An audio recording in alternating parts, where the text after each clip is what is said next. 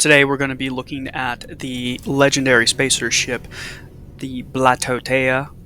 This fight can be rather challenging as you'll have several additional ships as well as the legendary ship to take down, and it can dish out a ton of firepower and bring you down in a matter of moments. For the fight itself, I am using an Ecliptic Claymore 3. This is unmodified at this point.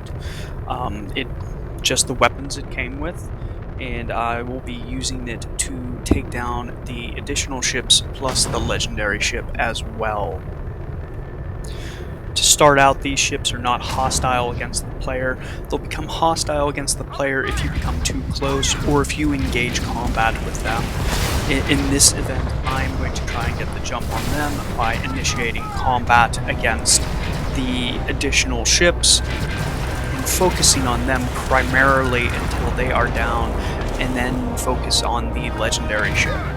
While I am fighting the additional ships, I am going to try to stay out of the line of sight of the legendary ship. It has a blind spot behind the engines and on the underside of the ship, and that is how I'm going to try to avoid getting too much damage from that ship. When I start to focus on the main legendary ship, at that point what I'm going to try to do is try to stay within its blind spots to minimize the amount of fire I'm taking from that ship. The blind spots being the underside of the ship or behind the engines. So when the ship does face me, the maneuver I'm typically going to take is going to swoop under the belly of the ship.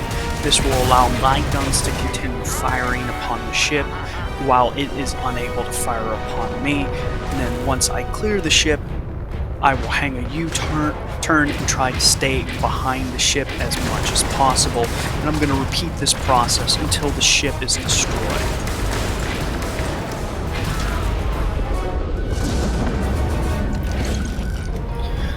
Of all the legendary ships that exist in the game, the Blattodea is the easiest of the ones to take out, having the least amount of health and doing the least amount of damage.